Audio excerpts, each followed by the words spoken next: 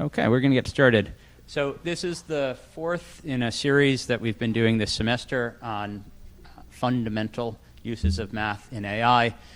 So the first one, I'll just remind you, was about the kind of use of AI in math research. The second was about the impact on teaching. The third was about formalization and auto-formalization. And in this symposia today, we're turning our attention to kind of the flip side of how AI itself has introduced new and interesting mathematical questions. So not about necessarily using AI for math, but using AI to come up with interesting math. Okay, and our first speaker is going to be joining us remotely, I think from Greece, even though he normally sits here on campus. So Christos Papadimitriou is the Donovan Family Professor of Computer Science here at Columbia. He was previously on the faculty of UC Berkeley for 2 decades. Actually, I think I learned computational complexity from his book at the time, and several other institutions prior to that. Christos's list of accolades includes the Knuth Prize, the Babbage Award, the Gödel Prize, the EATCS Award, and the von Neumann Medal. Not only has he made seminal contributions to the very foundations of computer science, ranging from algorithms to complexity, he's also made pioneering contributions in other fields by viewing them through the algorithmic lens. This includes fields such as economics, evolutionary biology, and neuroscience. So today he'll tell us about the computational theory, tells us about machine learning and AI. And just before that, I just want to also note, so Daniel Su, who was the primary organizer of this, would have been saying these remarks. I'm reading his words. He was sick yesterday, so he's not able to join us today, but he put all of this together. So, Christos, why don't you take it away? Hello, everybody. Hello from Athens, and happy May Day. Very happy to be here. So,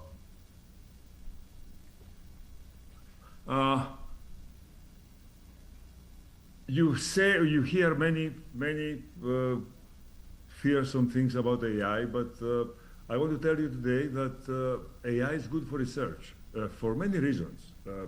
First of all, it has the potential of enhancing the capabilities of everybody, including researchers. Also, AI is an incredible scientific breakthrough. Certainly the most astounding scientific breakthrough during my career. And as such, has the potential of inspiring, okay, that I can do great things. Also, it has transformed disciplines, certainly computer science. And when disciplines are transformed, new opportunities for research arise. And in its wake, I believe that research opportunities in mathematical fields, there are many of them. And this talk will focus from the mathematical field, which was kindly mentioned before, complexity theory. And I don't know how current on complexity theory many of you are, but let me, I will not assume many things. Complexity theory is the discussion about these classes, okay? In the very innermost place, there is polynomial time, okay? Think problems that we can solve. Further up is NP, which essentially means all problems that we can realistically hope to solve. And in between, there is a very specialized class called PPAD, which is essentially about mass equilibria. Further out, there is polynomial space. Since space is more expensive that time, using polynomial space you can do more things than polynomial time. And further out there is exponential time, okay, the things that you can solve in exponential time. And we'll stop there, things of course go further. And in complexity theory, we believe that all of these are different. We cannot prove it, and this is what complexity theory is about, so our inability to prove these things. Good. But why is complexity theory relevant to the advent of AI? And here is why. One basic premise of current AI if you think about it, what is modern AI based on? It is based on the assumption that parameterized devices can be efficiently optimized on any distribution of inputs. This is the bread and butter of AI. And this is an incomplete problem. Sort of it turns the tables because we know that, complexity theorists believe that NP-complete problems cannot be solved. And here you have an amazing discipline which is based on the premise that one particular NP-complete problem can be solved. Now, we know that NP-completeness is a worst-case concept, and therefore it can be circumvented in real life. Okay, I have many good friends who make a honest living by solving NP-complete problems, but it has never happened before so eminently and at such a large scale. Okay, I don't think that complexity theory is over. Okay, I'm not saying this. For example, cryptographic assumptions like factoring and worst-case instances of NP-complete problems, the hardest travel essential problems, for example, still feel that AI cannot solve them. But certainly it has changed, AI has changed the discourse in complexity theory. And this suggests two different modes of research. First of all, complexity theory, actually its main use in computer science, to be a source of warnings, okay? To warn algorithmic research away from directions which complexity theory tells us are impossible, okay? Look bleak, okay, from the complexity point of view. And the question is, can it in a similar way, complexity theory, inform research in AI? And the second, I will end my talk with some remarks about what are notions of interactability that are relevant even in the face of all powerful AIs, okay? So, this is another mode of research in complexity, and I'll say a few things about it. But I will focus on the first one. How can complexity inform AI, okay? Inform AI that certain directions are difficult and probably should not be pursued. So I'll talk about obstacles to continual learning, and reinforcement learning, LLMs, and game dynamics, okay? And then I'll end with some thoughts on post-AI complexity. Okay? I will take clarifying questions during the talk if there are such. Good. Continual learning. What's continual learning? Learning is about you are given a hypothesis. In other words, what's a hypothesis? It is a set of patterns that we want to recognize. For example, cats in a picture. So you are given a hypothesis class, which basically means all patterns in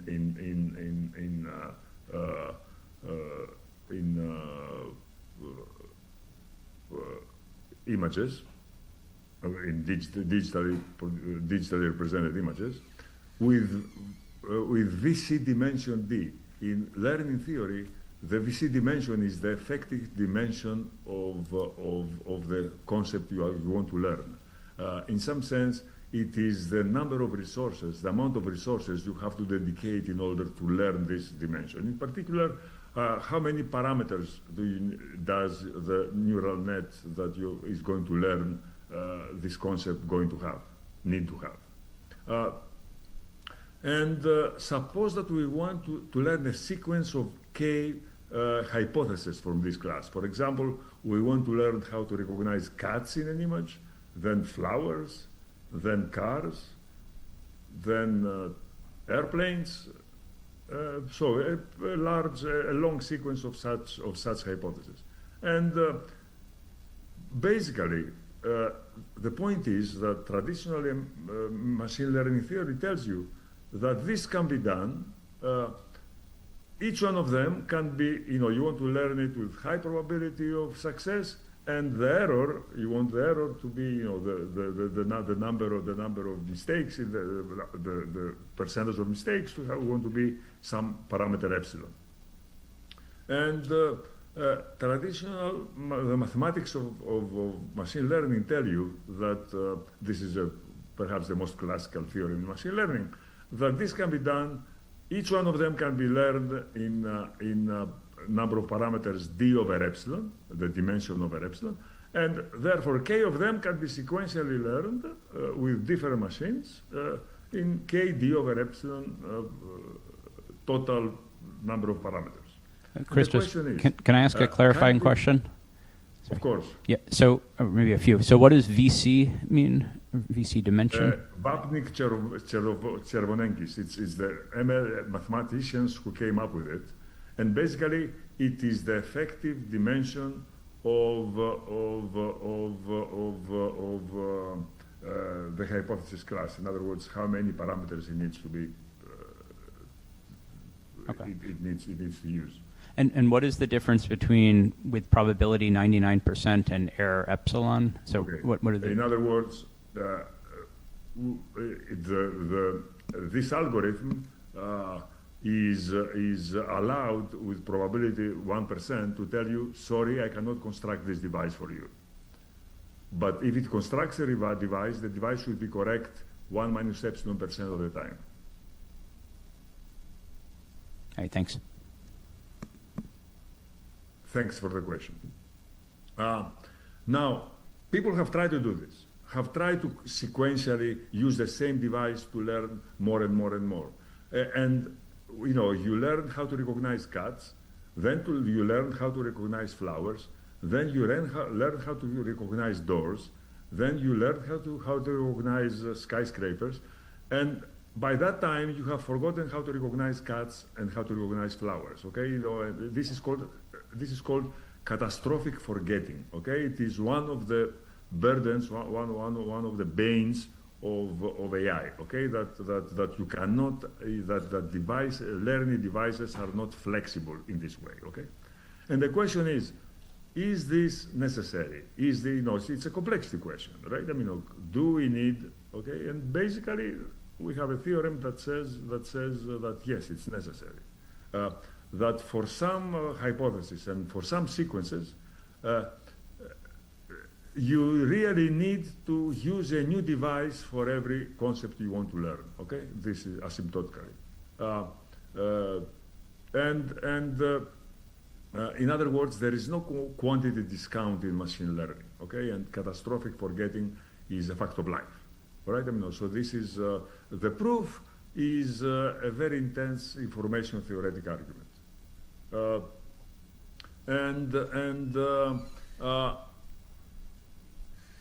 that's actually the MO of complexity research. We also have a piece of good news, okay, something, a bone to give, and that's the following: that there is a remedy, that there is catastrophic forgetting. I mean, you need to, but if you can, you have K, a sequence of K concepts, patterns that you want to learn to recognize.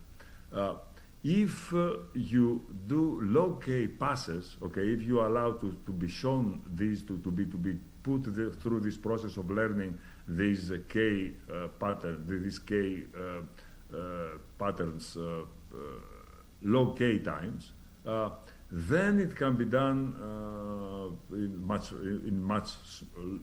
fewer parameters. Instead of K times the basic number of parameters, polylog K, polynomial in the logarithm of K, this parameter. So this is a piece of good news. Okay, so that was my first the first little story I want to tell you of this sort. If you are familiar with machine learning research and practice, the two ideas are mathematical, but they boil down to boosting and rejection sampling. Okay, good, fine. ready to turn the page. Reinforcement learning. Reinforcement learning is the machine learning technique that learns to make decisions, the correct decisions from experience. All right, I mean, this is in some sense the most ambitious branch of AI, and it has been extremely successful. Like it has brought you AlphaGo and self-driving cars. Okay, I mean, so this is an extremely successful field. But what if the problem slowly evolves? Okay, I mean, imagine the following nightmare scenario. Okay, you have AlphaGo that is incredible in chess, but suddenly the International Chess Federation changes the rules of chess, and if you have moved your queen, you cannot castle. Okay, the question is, can we take the device that solves chess in order and then quickly update it to incorporate this rule? In fact, even much, just the cost of one transition from one state to another changes. Okay, a very, very small change. All right, can they be absorbed in an economical way? Can it be accommodated efficiently? And as you may imagine, this is a complexity talk. The answer is no. Okay, the theorem says, assuming the strong exponential time hypothesis, which is a strengthening of P is not equal to NP. All of you have heard of the P is not equal to NP conjecture. The strong exponential time hypothesis says that P equals NP fails in a particular nasty way. Okay, it's a strengthening. Then the time required for each update is proportional to the state space. And of course, the state space in both of these examples that I gave you, chess and self-driving cars, is a nightmare. Okay, so this is another piece of bad news that complexity can advise that complexity can give AI. That RL is good, but it becomes problematic if the underlying problem changes. The third example is about LLMs. In 2023, I had a sabbatical at Google DeepMind, and at that time, the big problem in machine learning, in AI, were that the most incredibly impressive devices that AI had brought us, large language models, were hallucinating. Okay, they would tell you things that were inconsistent with data, or would go on to long nonsensical monologues. I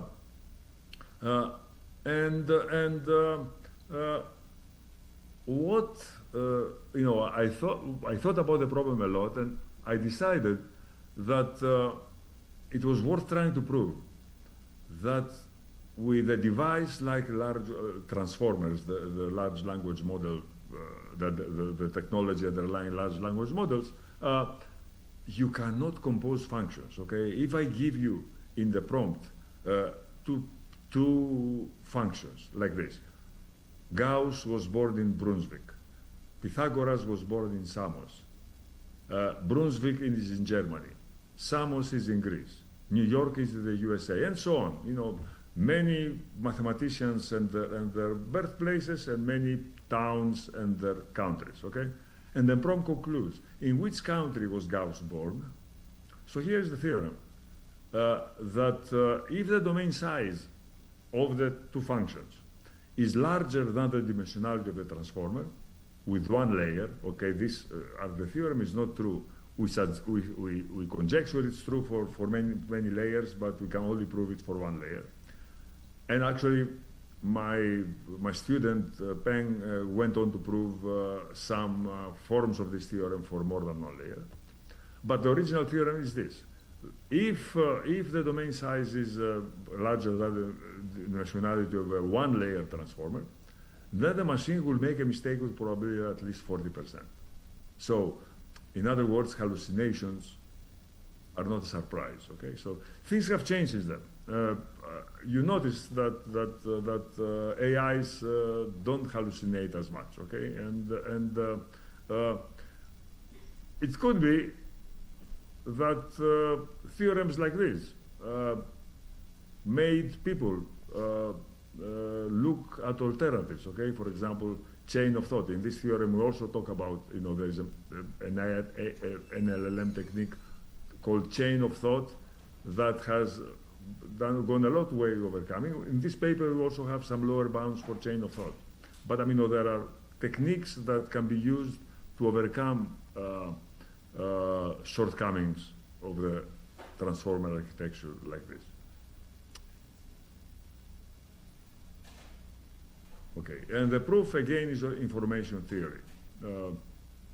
Information theory, I love information theory because you don't need a conjecture, okay, like P is not equal to NP to make your argument, okay? So information theory is much more clean.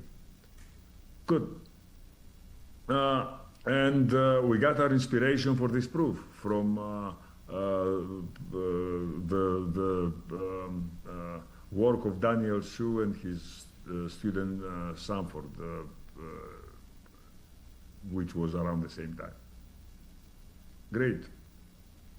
Then I'll tell you about the final example, which is my favorite, game theory and learning by agents.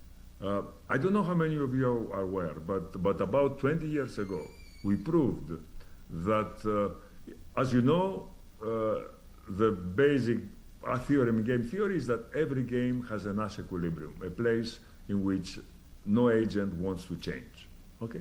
Has an incentive to change.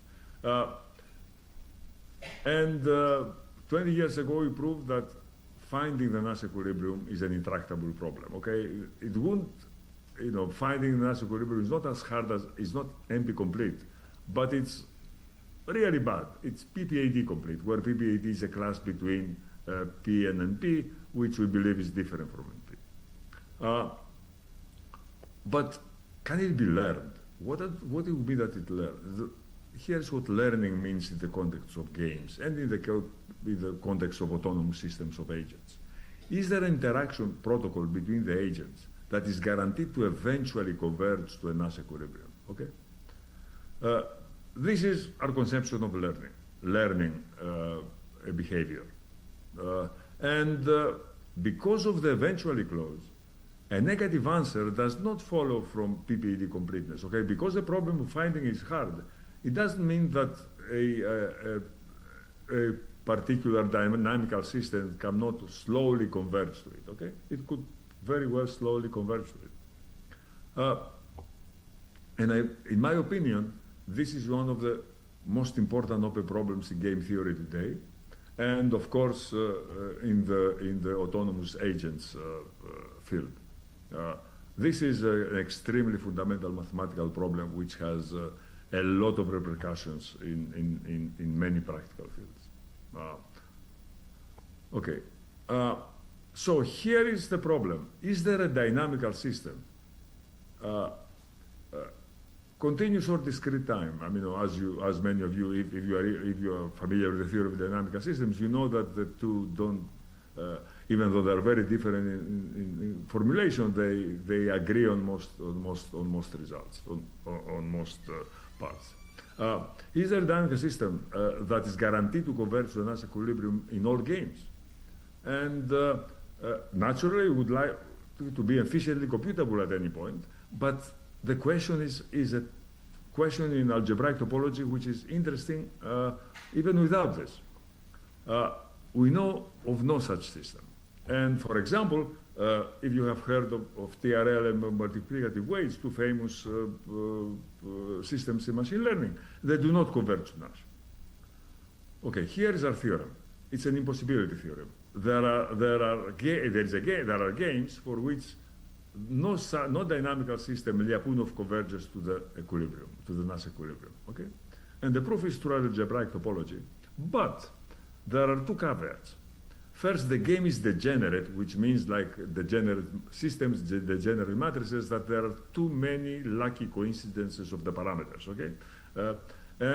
Is degenerate, it has a continuum of Nash equilibria, okay? It's a very strange game. And there is a strong convergence requirement that the Lyapunov function must have the same value at all Nash equilibria, okay? So it's an unnatural assumption on the dynamical system. And the question is there a non-degenerate game that has non-Nash convergent dynamics of any kind? In other words, can you take away these caveats? And can we prove an impossibility theorem for degenerate games? And there's an observation that no such theorem can exist, because in degenerate games there is a Nash convergent dynamic, and that's the following. Find a Nash equilibrium, and from any point head towards it. But of course this dynamic is hard to compute, because you need to find a Nash equilibrium, which is a difficult problem. The conclusion: the desired impossibility theorem must be complexly theoretic, and that's where I'm headed. A recent theorem, first time I'm announcing, if in any game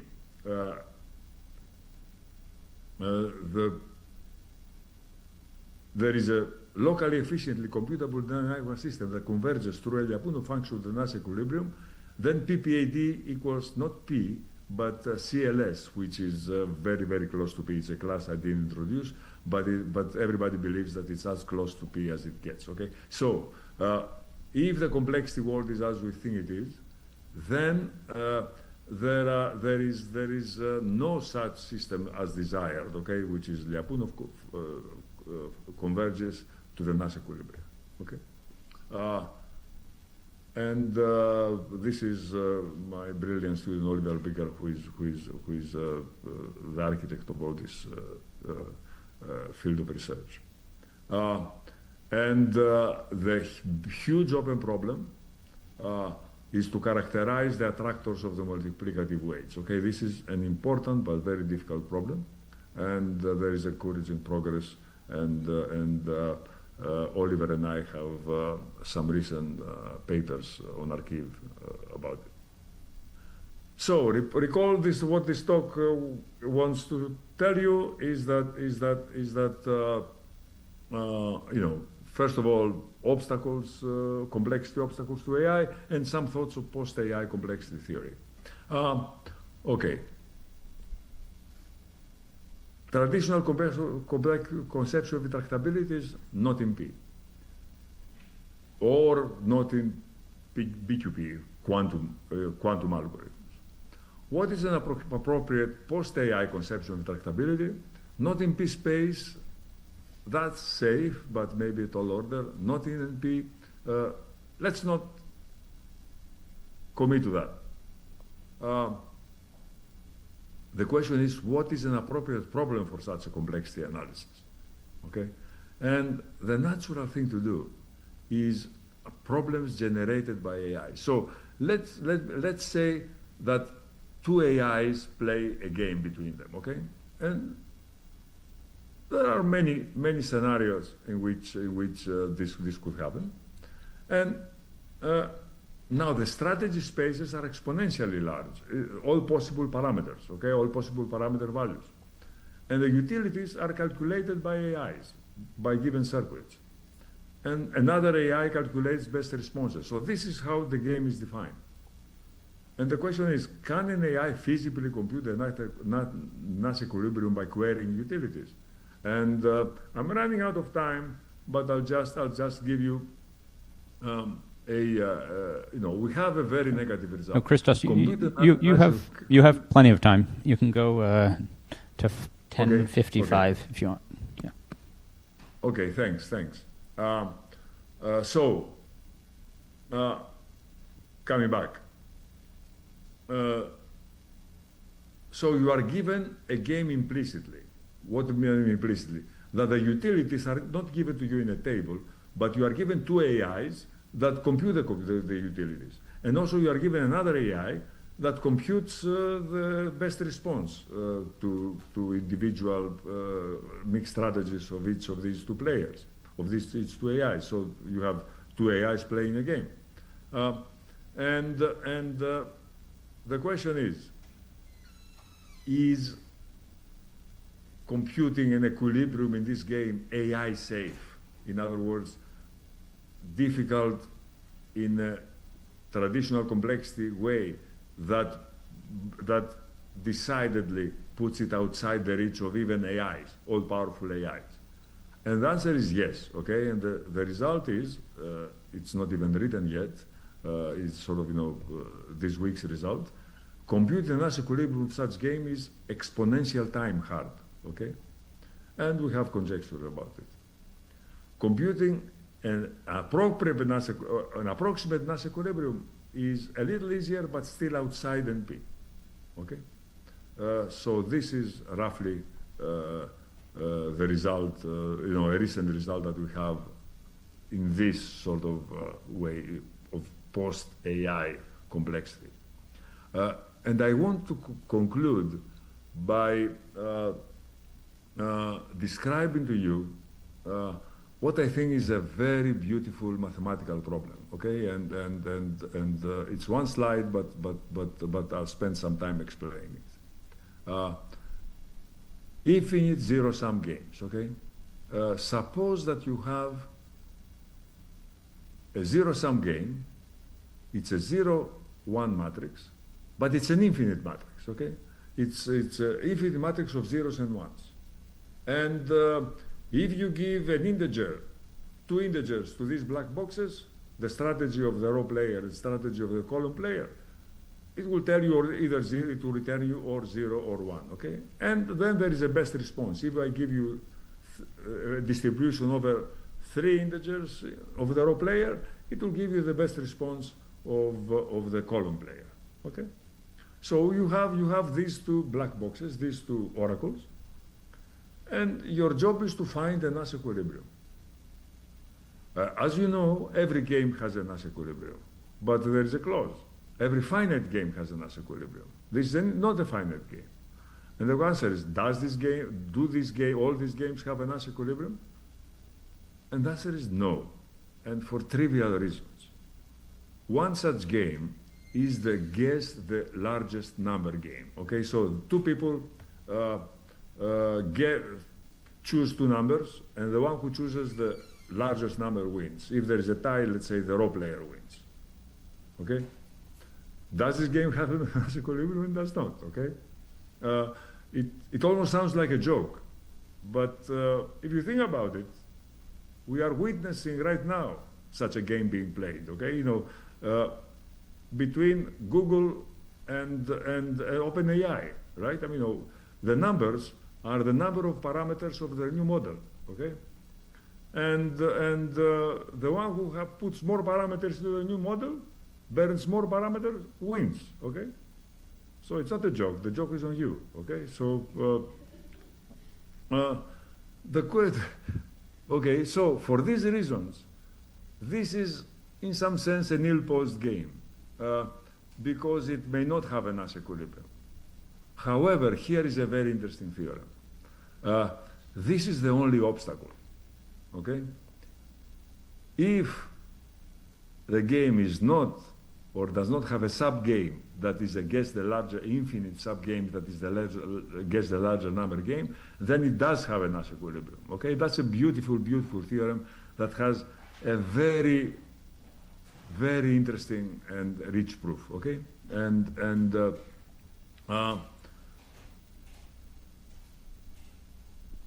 So you realize what against the larger number game is mathematically. It is a square infinite matrix that is upper triangular.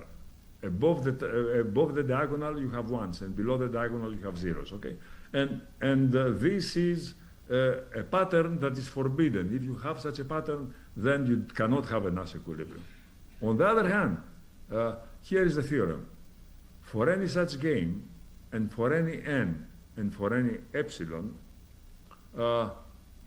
either there is an m by n guess the largest number game, or there is an epsilon Nash equilibrium. Okay?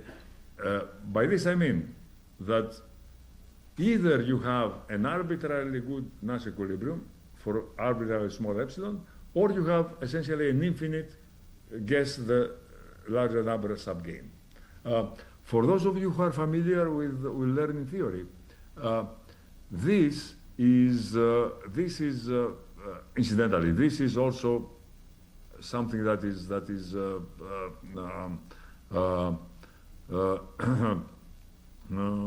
known in model theory. Okay, you know, it's a theorem in logic. Okay, also, and so it's and it has to do with online learning and the little stone dimension. Okay, the number of the largest guess the larger number game, that subgame that you have in an infinite matrix is connected to the little stone dimension of that matrix, if you are familiar with this. But I believe that this is a very, very interesting mathematical problem. So we can prove some things about it. So you know, I don't have slides about them, but I can tell you. One is the following: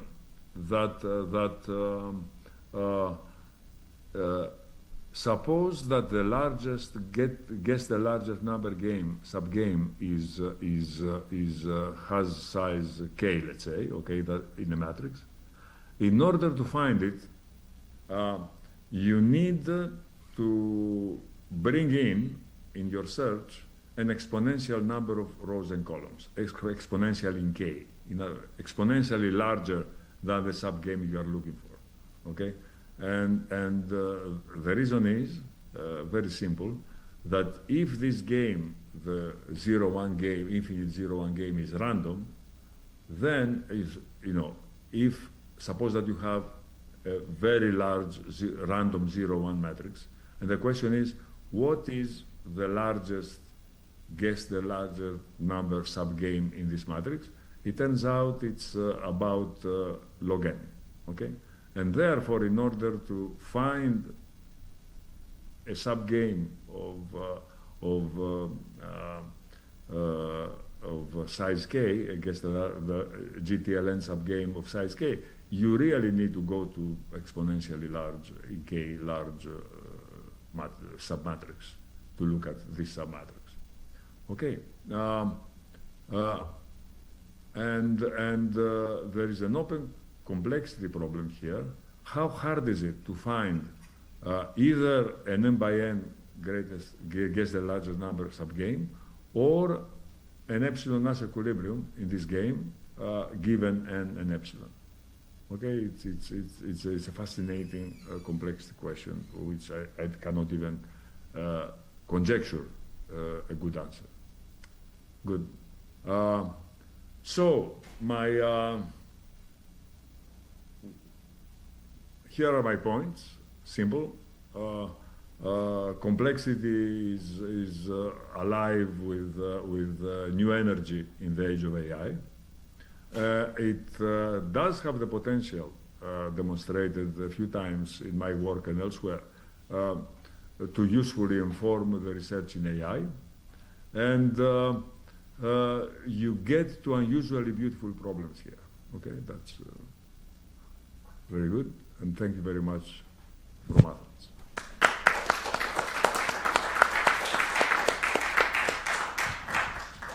Okay, so we have plenty of time for questions.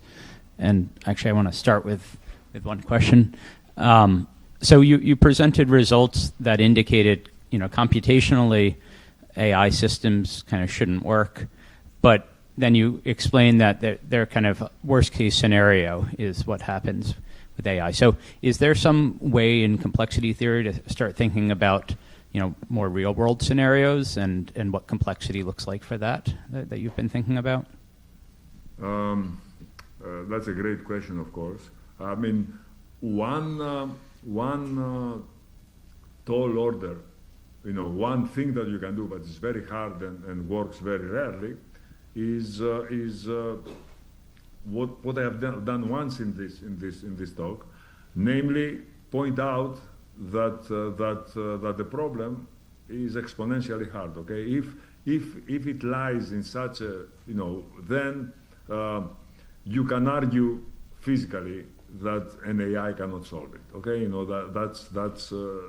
But but these problems are rare and of course too sophisticated. Okay, they are not everyday problems. Now, information theory is sharp. Okay, so if you have an information theoretic limitation, then you are going to encounter it. Okay, it's not like empty completeness that you may live a long life and never find a hard problem.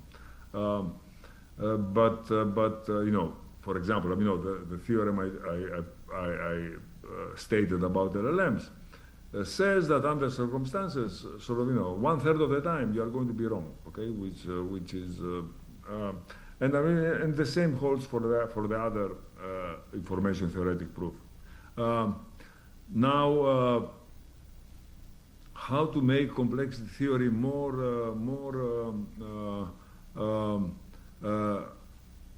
appropriate for, we have been thinking about it for 50 years now, okay, and there are some remedies. One of them is to talk about worst case average case complexity.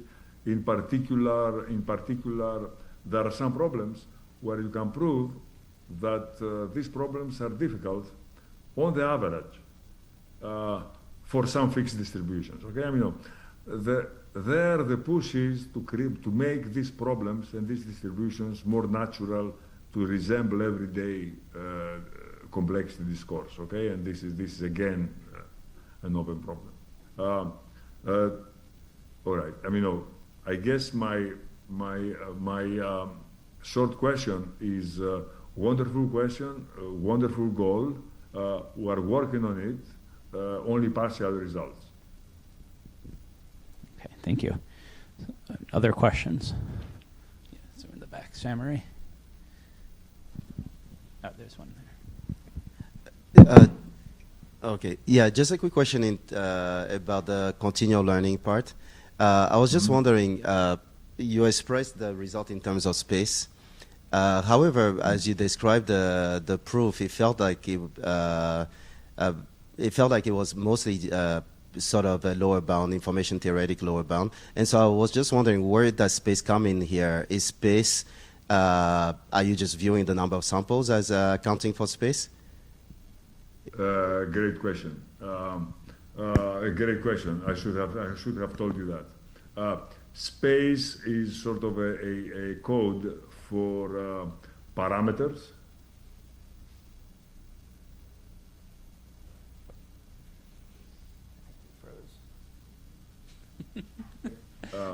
Of course, you are going to use new samples for the new distributions. So the parameters part is most important. That essentially you need to use new devices. Okay, you can only reuse the same device. Okay, this is the message of this theorem.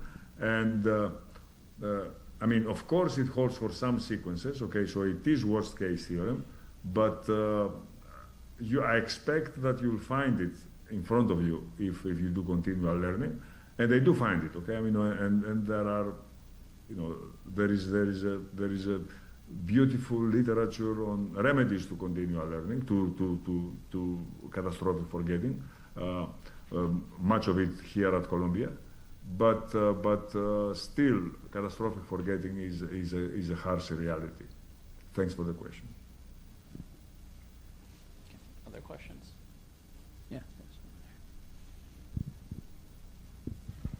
Thank you. I just had a question regarding your theorem for the hallucinations in LLMs. So one is that you mentioned that it's related to the error rate is related to the dimension of the transformer layer. I wasn't sure if that was just the size of the attention matrix or all the parameters there. And then secondly, what happens as you add additional layers? Is it that that error bound that you mentioned, a probability around 40%, is that able to be decreased, or is that maintained as you sort of add additional layers? Okay, I didn't catch your second question, but let me respond about the first one. Okay. So basically, it is the embedding dimension times the number of heads times the precision. Okay, how many bits do you require? Okay. This is what I mean by dimension. Okay. Thank you. And yeah, so the second. So yes, go ahead. if the domain of your function is larger than that, then you can. But I mean, having said that, we also in that paper we have extensive experiments with top of the line large language models, and we noticed. Sorry, 2023, which is a very different year, different matter. But we noticed that they all break, okay, in when the domain is 5 or 6 or 7, okay. So really, function composition is something that transformers cannot do well. Yeah, and just in general, you said that you had some results for adding additional layers, and I was wondering how, again, this, does the error rate, is it maintained with multiple layers? Does it decrease over time?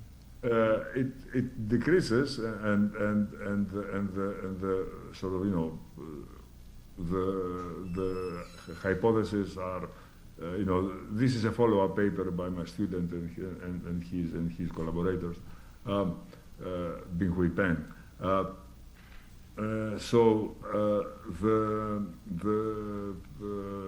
Yes, I mean, they are, but the failure probability is still significant. Thank you.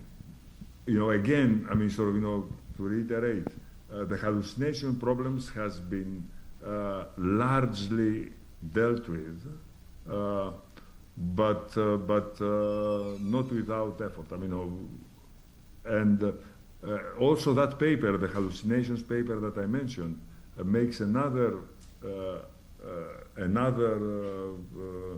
observation that may be of interest, that the transformers are logarithmic space devices. That even a many-layer transformer is a logarithmic space device, and therefore there are problems that are polynomial time solvable and it cannot solve. There are problems that can be done in non-deterministic logarithmic space, like reachability problems, okay? I give you a graph. Can you go from A to Z, okay? These reachability problems sound like combinatorial problems, but really they're the essence of deduction, okay, of mathematics, all right? I mean, so there are many basic problems that because of this limitation, that transformers, even today's transformers, are logarithmic space devices, are outside the reach of the transformer architecture. Now, the AI, the research branches of Google, OpenAI, Anthropic, have found hacks around this, okay? But the hacks work, all right? I mean, and you don't see these limitations very often these days. Other questions? So I have one more question, and then I think we'll go into the break. So you mentioned this. I forget what you called it, but the curse of forgetting, essentially when you train on cats and then on dogs, catastrophic forgetting. And then you said that if you can take... No, not my term, Okay. So, but it's accurate. Sure. So if you can take multiple passes, then you're able to, log k, if you have k different things you're trying to learn, if you can do log k passes, then you have polylog training time. Right. Is the point there that doing the multiple passes is sequential? Like you can't do log k per thing, No. You need to do it in repeat, right? go back and forth. back and forth. Locate time. I see. And so what is it about that makes it better to learn? You know, we mean- learn that way indeed, but from a complexity perspective. Right. I mean, this is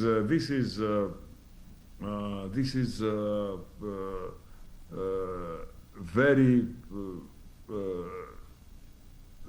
This has a lot of parallels in the way we remember memorizing. Okay, so you know that in order to memorize, you really have to make many passes. Okay, I mean, this is called replay. Okay, I mean, so